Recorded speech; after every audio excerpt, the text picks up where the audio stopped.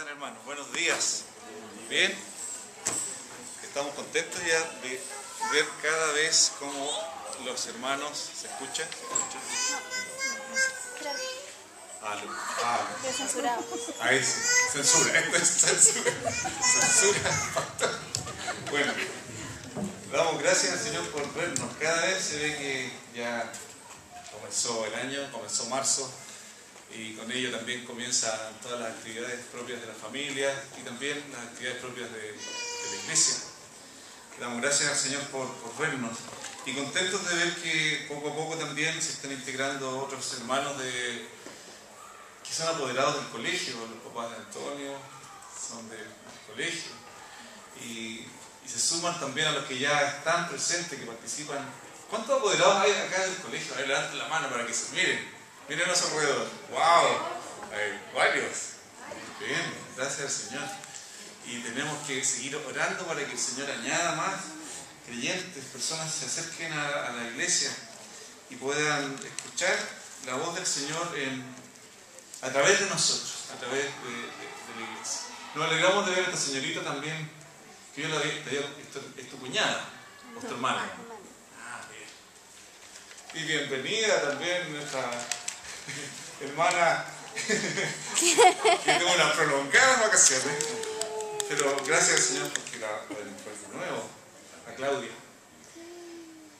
Bueno, vamos a abrir nuestra Biblia en el libro de Efesios capítulo 2. Vamos a pensar en esta mañana, bueno, ¿cómo estuvieron las clases primero que todo? Bien. ¿Bien? ¿Qué tal las maestras, los maestros? Espectacular. Qué bueno, damos gracias a los maestros que todos estamos identificados con coleras institucionales, ¿cierto? Bien, todos de naranja y contentos de que hoy día las clases estuvieran buenas y así también tenemos que seguir avanzando para que se suman otros hermanos a las clases. ¿Saben? Bueno, ya lo hemos dicho, la iglesia o los cristianos somos Jesús para el mundo. ¿Sabían eso ustedes? Que nosotros somos Jesús para el mundo hoy día. Alguien puede decir, pero ¿cómo yo soy indigno de parecerme a Jesús? Sí, ninguno de los que está acá es digno de parecerse a Jesús. Yo no soy digno ni siquiera de seguirlo. Juan el Bautista dijo, yo ni siquiera soy digno de desatar la correa de su sandalia. Y Juan el Bautista fue el último de los profetas. Y miren, si Juan se sentía un miserable frente a Jesús, no está mal que también nosotros nos sintamos a veces menoscabados. Pero por otro lado, está muy mal si tú no crees que Jesús te ha restaurado y te ha levantado y te ha dado dignidad. Y lo que tú eres hoy día es por la gracia y la misericordia de este Jesús. De quien no somos dignos, pero Él nos ha dignificado a través del llamado que nos hizo. A través de su cruz, a través de su muerte, resurrección, nos ha hecho dignos de ser llamados hijos de Dios. Muy bien dice Juan, mirad cuál amor nos ha dado el Padre para que seamos llamados hijos de Dios. Entonces no es por nuestros méritos, como veíamos la semana pasada, sino es por la gracia de Dios. Hay tres palabras que nos van a servir para armar esta reflexión. La primera palabra va a ser plenitud. Plenitud. Palabra plenitud. Víctor me va a ayudar con esta palabra. Plenitud. Que no se te olvide, por favor, porque a mí a lo mejor se me va a olvidar. Plenitud. La segunda palabra, reconciliación. Reconciliación. ¿Hay algún joven acá que pueda ayudarme? Antonio me va a ayudar con la palabra reconciliación. ¿Ok? Reconciliación. ¿Sí o no? Antonio, acá. Chévere. Chévere, venezolano, ¿no? Chévere. Muy bien. ¿Se utiliza esa palabra? Parece que los colombianos la usan. ¿Se usa en Venezuela chévere? Ya, ok. Chévere. La primera es... La segunda, Antonio. Reconciliación. La tercera, una persona un poquito mayor, Mauricio. Mayor Antonio. Mayor Antonio. Más grande que soy. Y más grande también. La tercera palabra es paz. ¿Ya? Escribirlo para allá, ¿no? Plenitud, reconciliación, paz. Miren, vamos a Efesios capítulo 1, versículo 21 en adelante. Y dice: sobre todo principado y autoridad y poder y señorío, y sobre todo nombre que se nombra, no solo en este siglo, sino también en el venidero. Y sometió todas las cosas bajo sus pies, y lo dio por cabeza sobre todas las cosas a la iglesia, la cual es su cuerpo, la plenitud de aquel que todo lo llena en todo. Versículo 14.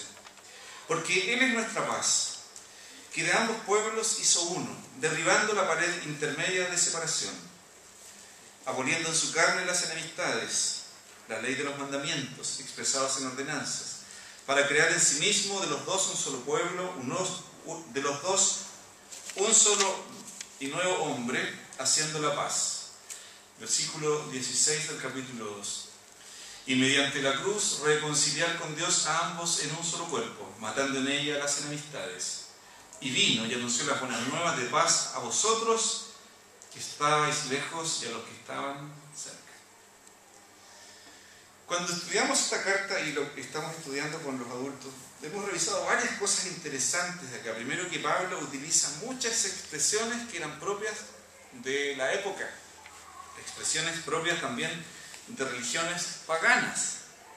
Y conversábamos hoy día en la clase que hoy día nosotros, más que hablar desde nuestra propia visión, desde nuestro propio lugar, tenemos que hacer el esfuerzo de escuchar a la gente que no es cristiana.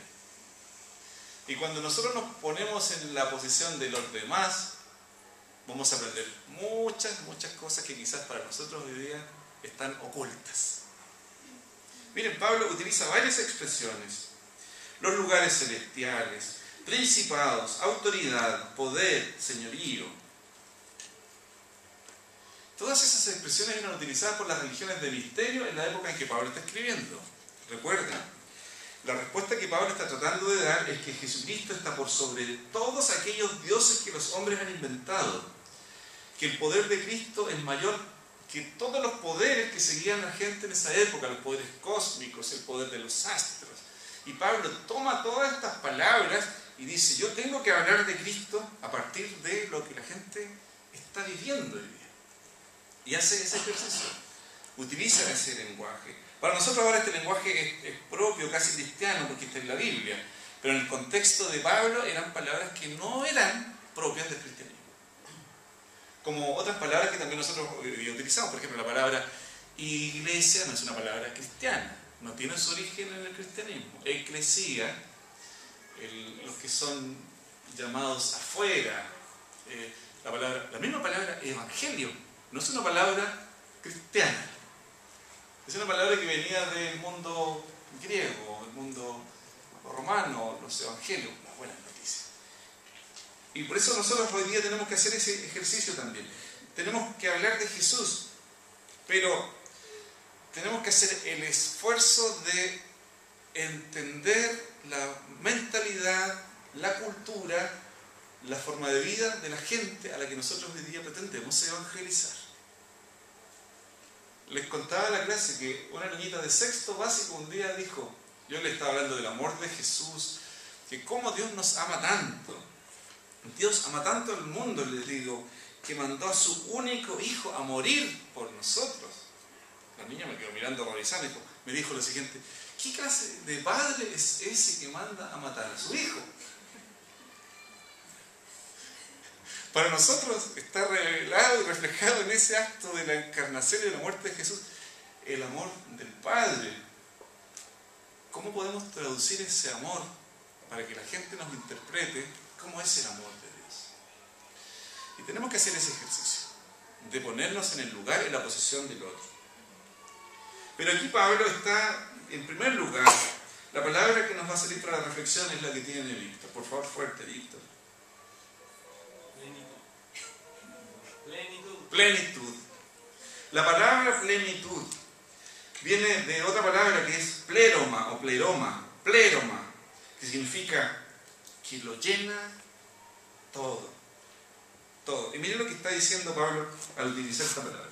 está en el versículo 23 del capítulo 1. La cual, hablando de la iglesia, la cual es su cuerpo, el cuerpo de Cristo.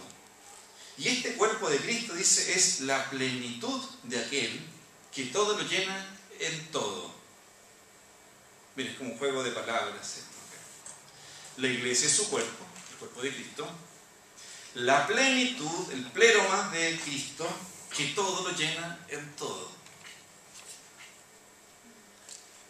Dios o Cristo es todo, dice Pablo, en esta cosmovisión que tenían estas religiones de misterio, porque ellos tenían una infinidad de dioses pequeños, la religión basada en estas divinidades minúsculas, una religión no cristiana que veneraba a los astros. Para cada situación, para cada cosa, para cada problema había un Dios. Y Pablo dice, Cristo es el pleroma de Dios. O sea, Cristo lo llena todo y lo cubre todo, lo abarca todo y no necesitamos nada más que Jesús. Pero Pablo no se queda solo en esto, no dice solamente que Cristo es el pleroma o la plenitud. Él dice además que su cuerpo es el pleroma de Dios. ¿Y cuál es el cuerpo de Cristo? ¿Quiénes son el cuerpo de Cristo? Nosotros, la iglesia. Mire el desafío o la verdad que nos es revelada acá en la Escritura. Cristo es la plenitud, que todo lo llena, pero además la iglesia es la plenitud de Cristo en el mundo. O sea, tú eres Cristo para el mundo. Y en este cuerpo de Cristo que es la iglesia está la plenitud de Dios, está todo lo que el mundo necesita. ¿Cuáles son las necesidades de hoy? Hay muchas, ¿verdad? Pero Pablo dice que la plenitud de Dios está en nosotros. Tiempo atrás reflexionábamos sobre el Espíritu Santo y dijimos que el Espíritu Santo, que es Dios mismo, vive en nosotros desde el momento de nuestra conversión. Surgieron varias preguntas también después de aquella afirmación. Dios está en nosotros en toda su plenitud también, llenando nuestra vida, reinando nuestro corazón. Pero está el desafío de la misión, que la plenitud de Cristo sea manifestada a un mundo que no es cristiano, que no sigue a Jesús. También reflexionábamos en la clase del día. Nosotros nos ofendemos cuando la gente se refiere mal a los cristianos o a los líderes religiosos, ya sea sacerdotes, pastores u otros líderes. Y la gente mira con cierta resistencia a las iglesias. Y con justa razón muchas veces. Porque la iglesia o las iglesias a veces, en lugar de ser el pleroma de Dios, la plenitud de Dios, hemos reducido a este Dios eterno y lo hemos intentado meter en nuestros esquemas humanos y queremos un Dios manipulable, un Dios pequeño, un Dios que responda a ciertas cositas y un Dios que odia a los pecadores. Y en lugar de demostrar el pleroma de Dios o la plenitud de Dios, la iglesia, nosotros los cristianos, hemos minimizado o achicado a este Dios que lo llena todo. Y que está presente en todas las culturas, que está presente aunque la gente no se dé cuenta. ¿Recuerdan las obras de arte de Dios? Cuando dijimos la otra vez la hechura de Dios y hablamos de las obras de arte que adelante. Recuerden, Dios está presente porque es el creador de todo ser humano. Dios ha plasmado en cada ser humano su autoría, su personalidad, ciertas características de Dios. Él las ha compartido con el ser humano. No estoy diciendo con esto que automáticamente por ser personas o seres humanos todos somos salvos por creación. No. Somos salvos únicamente por regeneración, por el nuevo nacimiento. Pero cuando Dios creó al hombre y a la mujer, plasmó en el hombre y en la mujer, puso ciertas virtudes, ciertas características que nos hacen parecernos a Dios. Y allí vemos la gente que compone la música y que lo hace con gracia, aunque no crean en Dios. Dios les dio esa habilidad para hacerlo. Los que pintan, los artistas, los que actúan, los que dirigen los pueblos, los presidentes, las presidentas, los líderes políticos, ellos no saben que la plenitud de Dios los ha dotado de habilidades, de capacidades. No se dan cuenta. El pleroma de Dios. Y este pleroma de Dios está presente y es un desafío para nuestra misión como cristianos. Demostrar todo el Evangelio a todo el hombre y a todos los pueblos. Pero para eso necesitamos ponernos en el lugar de los demás. Tú eres plenitud de Dios. Esta iglesia es plenitud de Dios en esta comunidad. La segunda palabra, Antonio. Reconciliación. Más fuerte, yo no. Reconciliación. Reconciliación, perfecto. ¿Recuerdan al arzobispo Desmond Tutu, no sé cómo es, el sudafricano? ¿Alguien ha escuchado hablar de este arzobispo anglicano en Sudáfrica? En Sudáfrica hubo un régimen de muerte que se llamó el apartheid, que fue que la minoría blanca dominaba a la gran mayoría de gente de color de África, de Sudáfrica, África del Sur. Cuando cayó el apartheid, se llamó a una comisión de verdad y de reconciliación, algo similar a la comisión que hubo en Chile de la verdad y la reconciliación para solucionar los temas de los derechos humanos.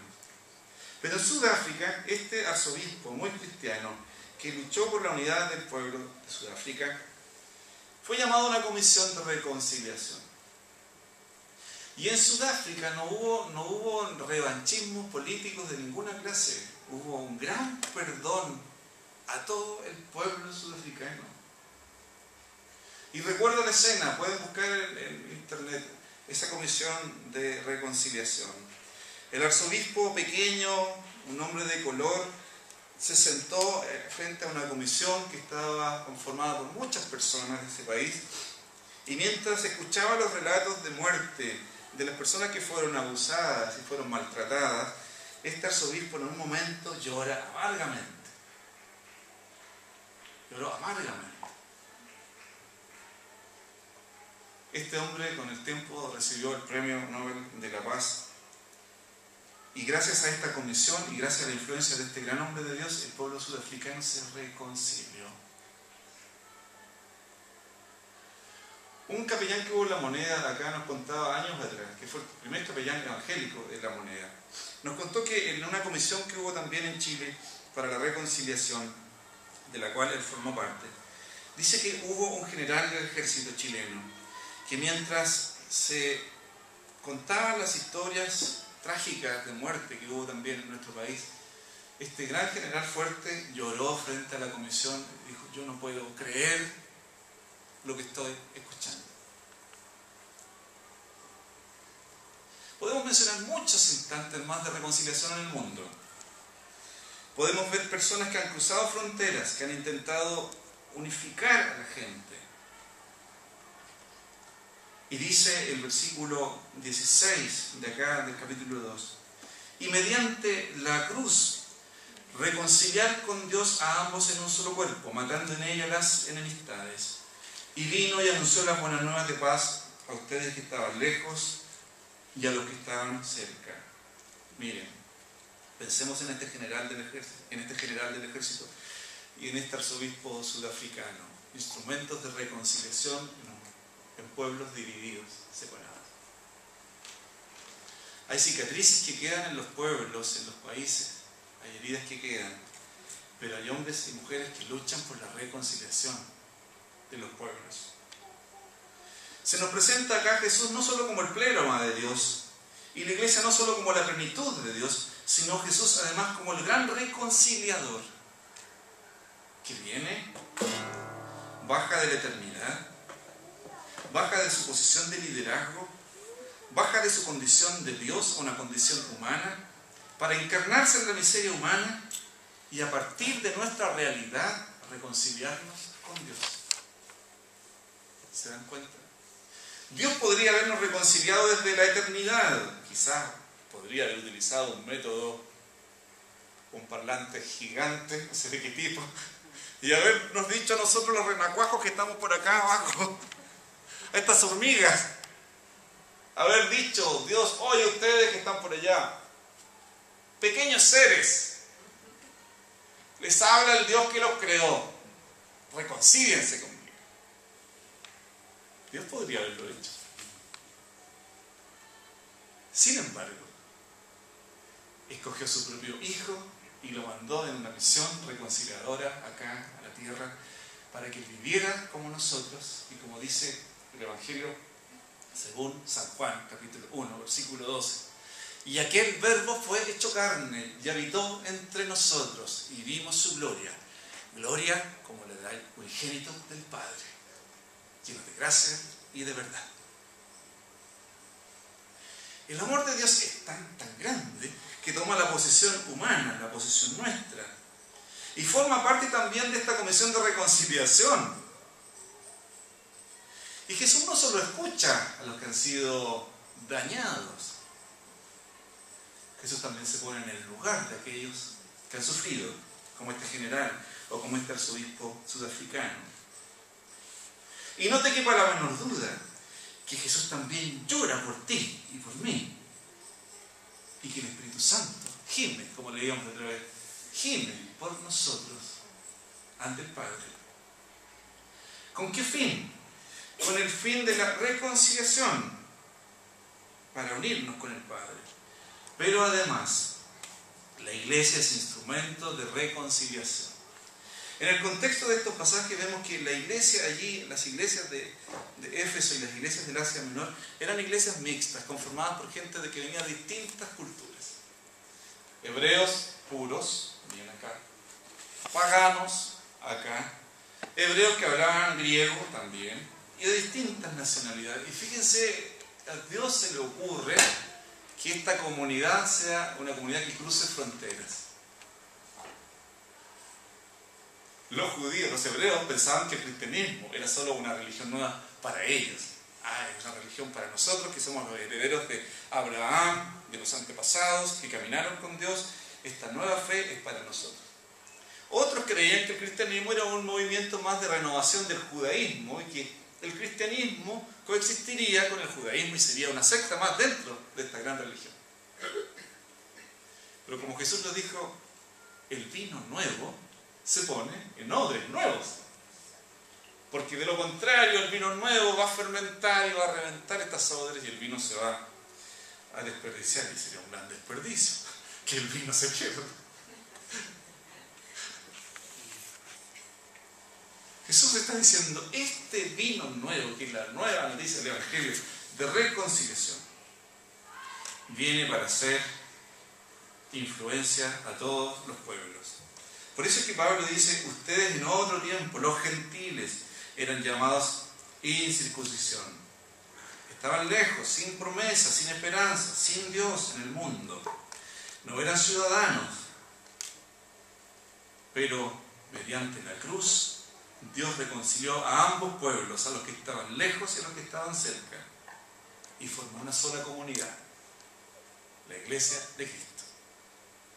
Y aquí nosotros en cierta medida somos un reflejo de esta unión, de esta familia espiritual que traspasa las fronteras ideológicas, políticas, territoriales.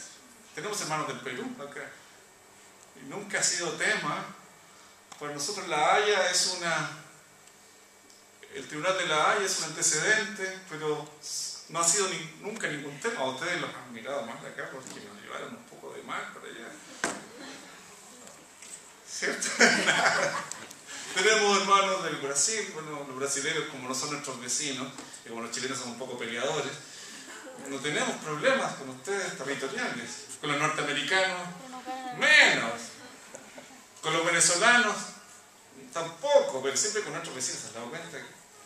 Peruanos, bolivianos, argentinos, wow. Pero la iglesia traspasa las fronteras. La iglesia de Cristo no es chilena, ni peruana, ni boliviana, la iglesia es de Cristo. Y de hecho las fronteras, los territorios son invenciones recientes. La Biblia dice que el Señor es la tierra y su plenitud del mundo y los que en él habitan, y punto. Dios no tiene frontera. Llegará el día en que todo será restaurado y de nuevo la tierra será devuelta a su creador, al dueño. Pero la iglesia es agente de reconciliación. ¿Cómo si somos agentes de reconciliación y no solo reflejamos la plenitud de Dios, uniendo puntos divergentes, intentando hacer la paz? Y qué bueno que a las iglesias se les considere en estas comisiones de paz y reconciliación. La tercera palabra, Paz. paz. Es una palabra que ya hemos analizado otras veces. El concepto de paz del Nuevo Testamento viene del concepto de la idea del shalom de Dios, del Antiguo Testamento, el shalom, S-H, shalom. El shalom de Dios es más que una ausencia de conflicto, es el estado de armonía espiritual, emocional, que el ser humano puede vivir con Cristo. Porque día a día nosotros enfrentamos crisis, problemas. Si el shalom de Dios fuese la paz, por eso que Jesús dice, yo les doy la paz, no les doy la paz que el mundo les da, no se turbe vuestro corazón ni tenga miedo. ¿Recuerdan esas palabras de Jesús? Mi paz les dejo, mi paz les doy. Pero no es la paz que el mundo les da. No se turbe, mire, la última parte es muy interesante.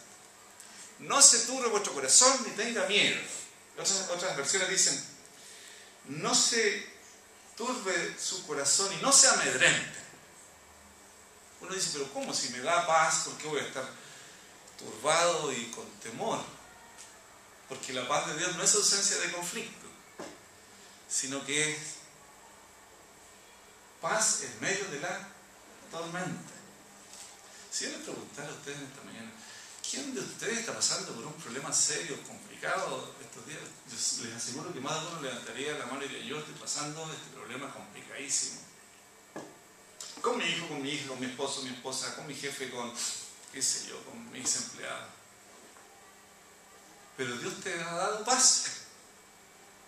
Shalom en tu corazón. Y no estaría mal en nuestro saludo decirle al hermano, Shalom, hermano, Shalom.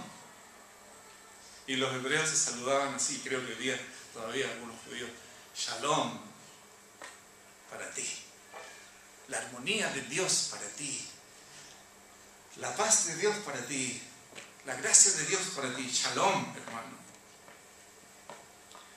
Y Pablo sí dice que Jesucristo es nuestro Shalom. Que este shalom de Dios, la paz de Dios, irrumpió en la historia caótica de la humanidad. No trajo una anestesia, no trajo una quietud falsa, trajo paz en medio de la tormenta. Porque Él es nuestra paz, Jesús es nuestra paz, que de ambos pueblos, los que estaban enemistados, hizo uno. Y derribó la pared intermedia de separación y conformó su cuerpo, la nueva humanidad, el nuevo hombre, la nueva mujer. Se dan cuenta entonces que estas tres palabras reflejan tres realidades de Jesús, que Él es la plenitud de Dios, que Él es el gran reconciliador, que Él es nuestra paz, pero hay una segunda verdad, y con esto termino, hay una segunda reflexión. Nosotros somos Cristo y también tenemos esta triple misión hoy día. Somos el pleroma de Dios, la plenitud de Dios en un mundo que huye de Dios. Somos agentes de reconciliación en manos de Dios para un mundo dividido, separado. Y somos también el shalom de Dios en cierta medida en un mundo caótico, en crisis. No somos la esperanza del mundo. No somos tampoco la gente más importante del mundo. Pero sí tenemos una misión, que es la misma misión de Jesús. Por eso que tiene sentido cuando Pablo dice que Cristo, o esta iglesia, las iglesias son el cuerpo de Cristo, y la plenitud de Cristo, que todo lo llena en todo. Entonces a los cristianos nos debe importar todo, nos debe importar la economía, nos debe importar la política, nos debe interesar el arte, nos debe interesar la salud, cómo van los negocios, nos debe interesar, ¿qué más? Ayúdenme. ¿Ah? El prójimo. El prójimo, sí, ¿qué más? La educación, ¿qué más?